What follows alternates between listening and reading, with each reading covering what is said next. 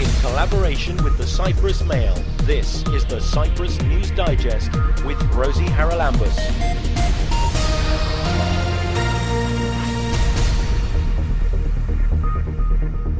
This week we're talking about refugees during the lockdown because the authorities here have taken some quite extraordinary steps. The person with the details joins us on this week's programme. She is Corina Lushodu from the Cyprus Refugee Council. Corina, first of all, can you explain why it is that the authorities appear to have moved a lot of, I'm not sure if they're refugees that are recognised or asylum seekers waiting for papers, but a lot of immigrants, let's call them, or migrants, have been moved into really rather horrible tented accommodation, I think just on the outskirts of Nicosia. What's going on? So we were also quite alarmed, and the reasons that these moves have happened are not completely clear to us. We definitely think they're unnecessary. So the camp that is shown in the pictures that we posted on our social media pages is on the outskirts of Nicosia. It's the Kokinotrimitia first registration reception center, and its purpose is for all asylum seekers in Cyprus, as they enter Cyprus, to pass through this center for registration with a maximum stay of 72 hours. In the last month, it's been turned into a closed center, so it's like a detention center. People cannot exit. These measures were taken before the COVID-19 measures were taken, and then which has now led to around 600 persons in the camp. And then in the last week, an additional, it's not clear the number, but we estimate around 50 persons have been moved there from hostels that they were staying in for about a year around the country. So to clarify, these are asylum seekers. They're persons that have already applied for asylum, many of them maybe over a year ago. And due to lack of any other accommodation options, were sent by the state, by the welfare authorities, to cheap hostels around the country. They were living obviously in much better conditions, and then this decision was made to move them there. But as I said, we don't see a link to the COVID-19 measures, because the conditions in the hostels were more appropriate in keeping social distancing and hygiene measures.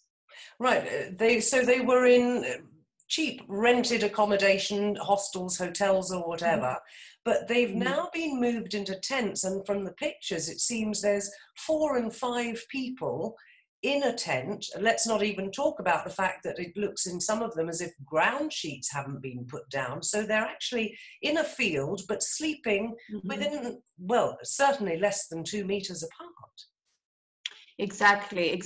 And this is why we don't understand why this measure was taken, especially now. So we do understand the concerns of the authorities that the numbers have gotten high, that measures do need to be taken, but this specifically in these measures that we need to be taken for COVID-19 seem completely going against the own measures of the Ministry of Health, who seems not to have taken also a role or a position in this. As you described, yes, they're living in tents. Not only is there's hay on the floor, there's not enough toilets. There's not in the first days. There were no showers. They had just set up a hose with water, and now they're trying to set up some showers. So people couldn't even wash their hands. The basic measures that the authorities are prompting people to take. And as you said, they're one on top of the other. It is for us. We think it's a disaster waiting to happen.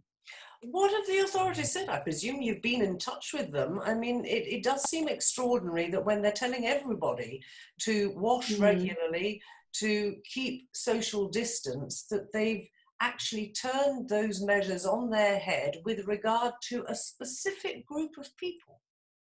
And a very vulnerable group, and among them are vulnerable persons, which unfortunately now they're trying to remove them, but this could have been avoided if this should have been checked before anybody was moved into Kokino Trimitia. The response from the authorities, I think maybe you've seen it, it was posted publicly, was that the persons were moved because they were not adhering to the lockdown measures. But we have no information that confirms this. There's no statistics from the police which show that this was indeed an issue. The daily reports on violations of the measures do not show that this was heavily attributed to non-Cypriots and specifically asylum seekers. The contrary, from the first day measures came out, even prior to the lockdown, we stopped receiving people at the office. Our beneficiaries were so scared. These are people also who have come from war-torn countries, from countries that have experience of viruses and pandemics. So they actually were the first to be very scared, and they locked themselves in their houses. So we have no evidence to show that this was that it was justified, this move, because people were not adhering to the measures. And another point, it's an extremely small fraction of the number of non-nationals out there and refugees or asylum seekers out there. So in the authorities' statement, in the Minister of Interior statement, he himself refers to the high numbers of asylum seekers and refugees and migrants, and yet moving 50 persons or even 100 or even 150 persons really raises the question how effective this is. And I'm sure we could have used the authorities who had to make these moves in a much more better, productive way these days than just busing 50, 60 persons into these conditions, which have exposed us also to the EU and internationally, because these pictures have reached international media as well. Let's talk a little bit as well about the refugee camp at Corfinu, which is a different area and I think rather overcrowded. But am I right in thinking they've also sent more people there and locked the gates? The plan is to send the persons from Kokino Trimitia. The plan is for them to spend 14 days there to be sure that they do not have the virus, although nobody had indications of having the virus. Are they testing them? Are they testing them for the virus? No, they're not testing. Before they go in or before when they come out? No, they're not. They're just taking maybe temperatures, and even if somebody has fever, they're just left there for 14 days to see if this turns into anything. They're not being specifically tested. So again, it raises questions on how effective this measure is. The plan is then to move them to Corfinu, but the information that we have is that again, they will be placed in tents, even outside the perimeter of the fenced area. As for Corfinu being locked, the information that we have is that it's closed to the public. It's closed to monitoring visits as part of the COVID measures, not to lock in people. So it's not the aim there is not to create a detention center, as we feel Kokino Trimitia has become, but more to protect the people from others entering and create its own lockdown. We haven't had complaints from residents there. I think they're also quite happy to stay in and afraid to move out, but it remains to be seen. So what do you do next? Because I'm assuming that there are still a fair number of people living in hostels and so on. Are they going to be moved out next? I mean, how have the authorities chosen who they bust out? That's also an interesting question. What we know for sure is that they left the families and children in the hotels. So it was single persons that were moved into Kokino Trimitia. There is an indication that there is a selection of nationality. So we haven't seen any Syrians being moved into Kokino Trimitia. It's predominantly, if not all, persons from African countries. And again, how do you interpret that? Well, I don't want to make any rush interpretations. Generally, our organization, we were very careful in what we come out to say. We want it to be credible. We want it to be evidence-based, but this is an observation, and we will be looking into it and see if this trend continues. So, For the Syrian, mostly the Syrian nationals in any case, have families and friends to host them. So the higher numbers in the hotels were persons of African origin. And then a few Syrians are usually with families, so they were probably excluded for this reason. So as I said, I don't want to make any rash conclusions. The whole measure, as I say, we question its effectiveness. It seems a very rash without any particular effectiveness to justify it. and do you expect more people to be moved in once the beds are freed up after 14 days? Yes, this is the indications. Yes, the authorities have indicated that the people who are there now, they're cut off as a measure for COVID, although it makes them feel even more closed up. If you see in some of the pictures, there's chains on gates, and this is actually keeping them from the rest of the camp, where there's about 600 persons. The indications that we have is that once they're moved to Kofinu, another set will be moved out of the hotels into Kokino Trimithia, and then this will continue. But there's been no proper preparation for this, nor in Kokino Trimithia, as we see with the conditions, but neither in Kofino. So I don't see how this will take place with maintaining decent conditions, which is a requisite of national and EU law, that it has to offer conditions, basic decent conditions, living conditions. Well, they're certainly not decent living conditions. No. Show that. I mean, let me ask you, for example, the first thing that struck me is no ground sheets in those tents. Now, it's extraordinary. If you put up a tent, and I'm sure the army has plenty of them, you put in ground sheets. And I'm also, while we're on the subject of tents, I want your comments. I was quite surprised to see that the tents at, I think, Kofino, UNHCR. What do they say about this?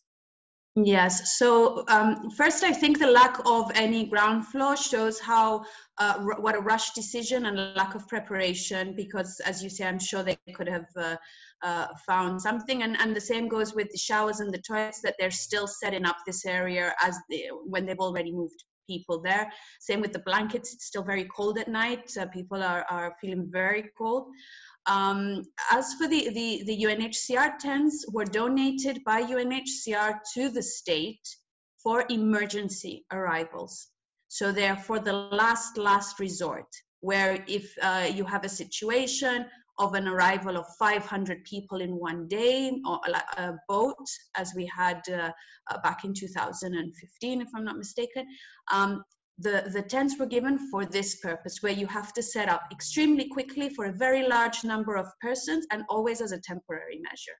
So this is not the purpose that they were given for. And UNHCR, well, for their own comments, you can speak with them, but from what I know, they're not supporting these moves in Kokino Trimithia. Well, it doesn't look very good for them, does it, to have their logo emblazoned on tents that are being used in this way? No, definitely not. No, yeah, I think it really does not honor us as a country to show that we're treating people like this. I think we really should be ashamed. If nothing else, we are supposed to be on a financial, in a much better position in recent years. The government has been very vocal about it. I mean, obviously now we're going through some difficult times, but I think that really, really is not the picture we want to be showing, that Cyprus has people in such conditions. Whether we agree with refugee issues, whether or not, I think that really, really should not be an image that we want. So that we don't want this to be happening in our country. I have to say that it looks to me as if it's a cost-cutting measure. We've wondered that as well. And that was actually my initial thought, that this is just to cut costs. On the other hand, there's a lot of funding coming in from the EU for these issues. If we want to take it as part of the situation going on now, this was actually a way for these hostels to keep working, for the authorities to be sending financial support from them, which they could tap into EU funds for. So even in that sense, if it's cutting, then it's also at the detriment of local businesses, which are all now, they'll just have to shut down. Yeah, but we get a considerable amount of money, I think, tell me if I'm wrong, from ESO, specifically to deal with asylum seekers and refugees. Exactly. Where does that money go? Where does that money go? Well, that's a bit... That's a big question. It's definitely, we are a big amount was spent on Kokino Trimithia, so it does, one wonders, all that money, are those the results? Is that the best that we could do with the funds that we got? Because it's definitely high amounts. A lot go to salaries, to an increase which is needed in the staff that is working in these areas. So again, creates jobs. So we're tapping into EU funds to create jobs in the country. But even we don't understand so high numbers of funds coming into the country, and yet we're still not able to manage the situation better. And I repeat myself, I do know it's high numbers, we do know it's high numbers, we do know it's challenging, but it's exactly this. I think the Kokino Trimithia is a good example of where things go wrong. It's lack of good planning, it's lack of proper planning. Right now we have zero new arrivals. Nobody is coming into the country right now. And what we would invite the authorities to do is, this is giving you a breather, take a chance and plan, but do proper planning, because this thing with refugees, this discussion is going on years and years and years, and nobody has managed to set up a proper system that can examine fairly, effectively, quickly, and deal with this issue, which is also a migration issue. Realize the needs of the country, that we do need foreign workers, we cannot survive without foreign workers, and find policies that actually work. Unfortunately, we're moving into the direction which other member states tried, of increased detention, of pushbacks, of trying to keep people out. And the result, the effectiveness of these measures is actually very, very low. They're very, very costly, and the results are very low. So this is why we're repeatedly saying to the authorities, let's find more positive and effective ways to deal with the situation. Well, one way would be, of course, to process the applications rather faster than they are at the moment. And again, I seem to remember under the previous Interior Minister, there was an agreement reached again, either with ESO or another EU organisation, I don't recall right now, to bring more people in to deal with applications. And they were actually, I think, going to lend us some people so that things could be speeded up. Did that ever happen? That did happen. It actually then evolved into an even better measure. Instead of lending, because the lending, they come for like 6 weeks and then they leave again by the time they get into the system. And this actually was shown not to be so effective, not only in Cyprus, but in other EU members where EASO was supported. What they did then do is hire local staff. So then the expertise will remain in the country. And this did happen. We did start to see some results. The numbers are so large that obviously it would take time. The current minister had announced last month that he would be doubling the number of examiners, which again is maybe the only positive measure that wasn't announced in that action plan. And this is what we're saying.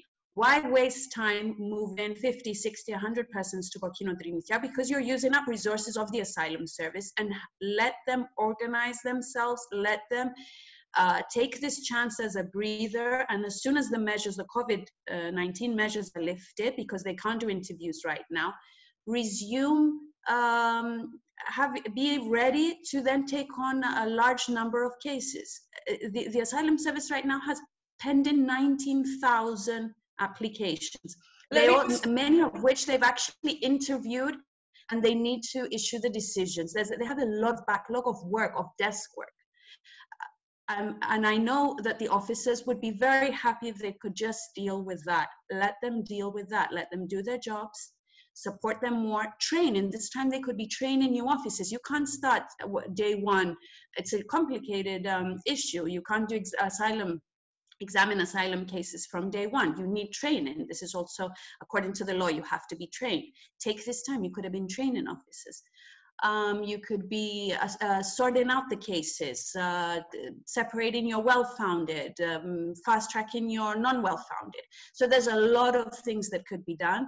Unfortunately, again, we see these spasmodic moves that, as I said, don't really lead us anywhere except showing us up in a really bad place to everywhere. Well, I have to take issue with the fact that you said that they can't conduct interviews at the moment. What are we doing? You're the other side of town. I'm conducting an interview.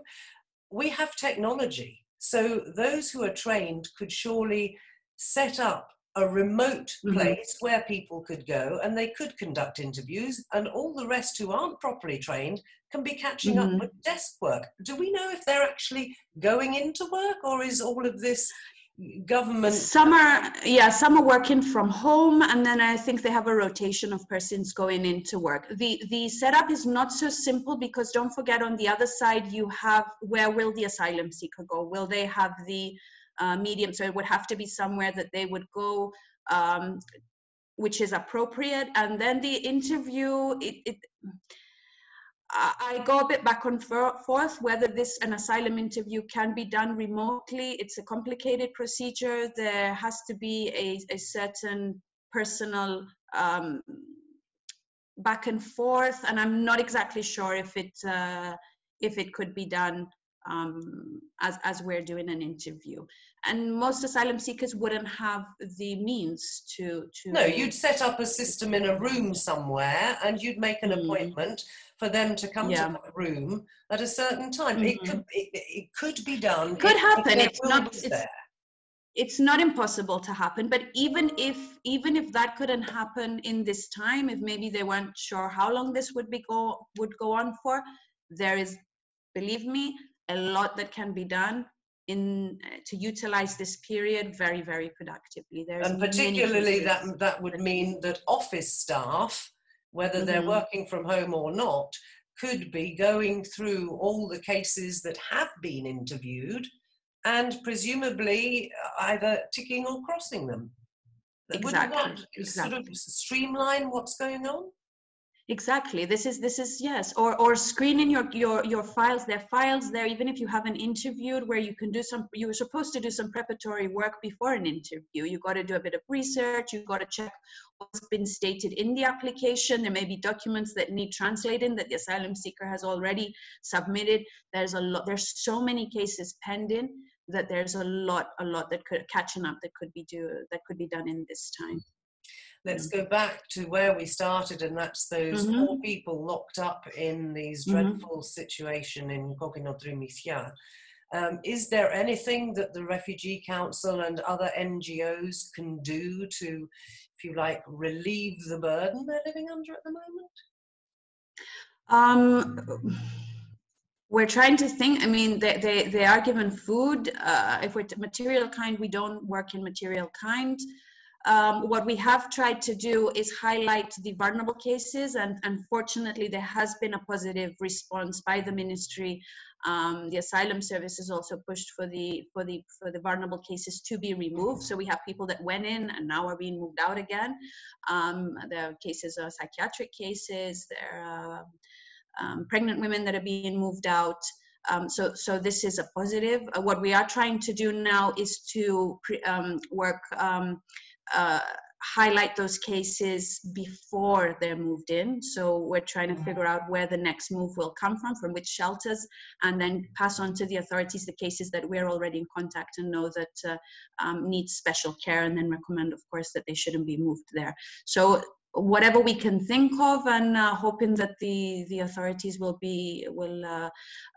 remain positive to collaborate with us. But there's times when this is our role. We have to come out and say what we're seeing and what we're hearing, and I think this is the cornerstone of democracy. If we want to say we live in a democratic country, we have to take criticism on the actions that we take.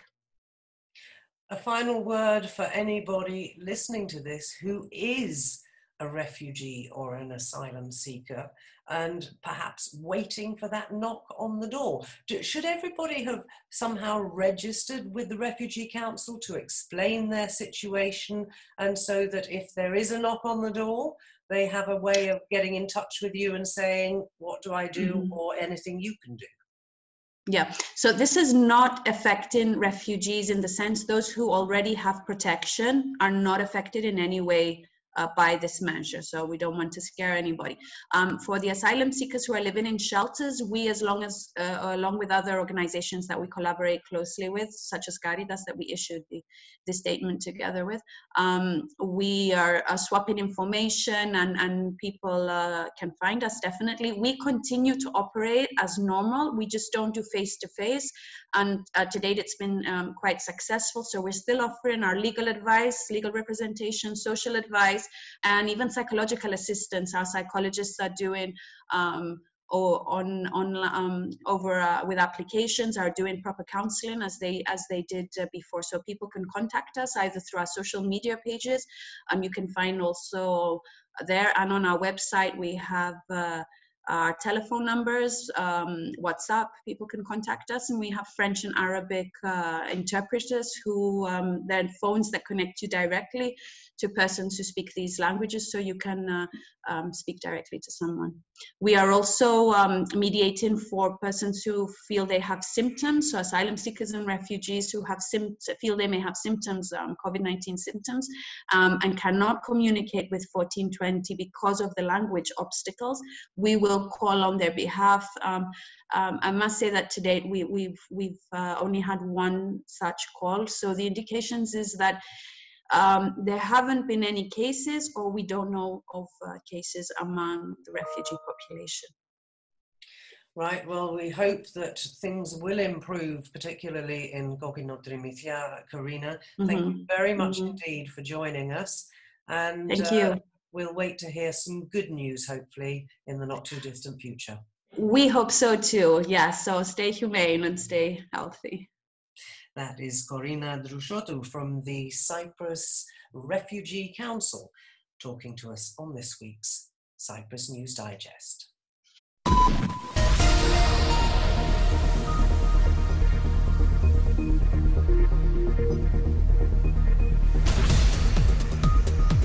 Well, that about wraps up this edition of the Cyprus News Digest. Many thanks for your company.